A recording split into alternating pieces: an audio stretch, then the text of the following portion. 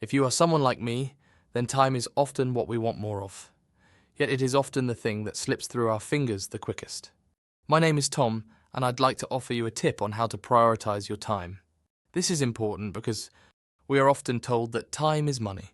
Many customers seem to want things done yesterday, and our bosses are always asking to get more from less. So how do we cope? When everything seems to be a priority, how do we decide what needs to be done first? This short video answers this question by applying the Pareto principle to time management. First of all, what is the Pareto principle? The Pareto principle is a way of thinking that is attributed to Vilfredo Pareto.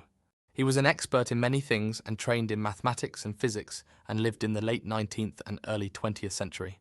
He introduced us to the concept of 80-20 thinking in terms of wealth distribution, claiming that 80% of the world's wealth is owned by 20% of the world's population.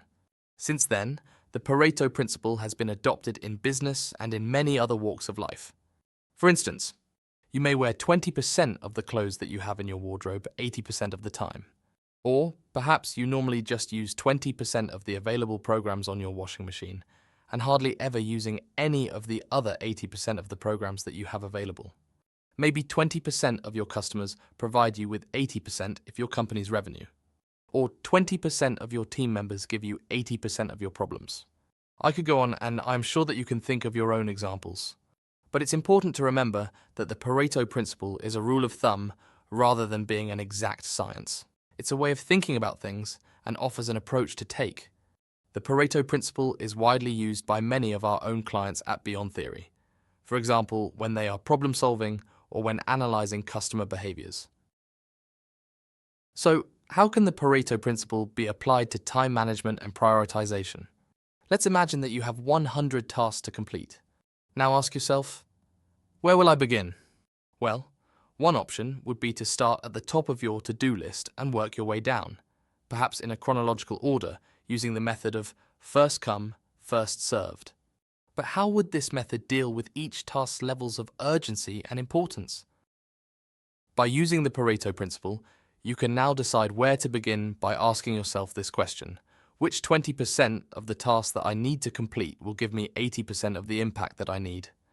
Or even, what 20% of effort will give me 80% outcome I want?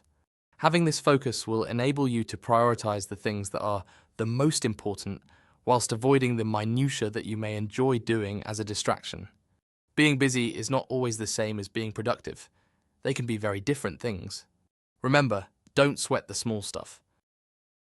Of course, you may need to agree your revised priority list with your manager just to check in and get them on side with your thinking.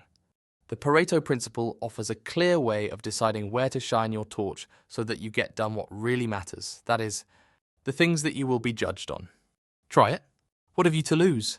The Pareto principle offers a very cool way of prioritizing your priorities. Thank you for watching this video and listening to what I had to say. I hope you have found it useful.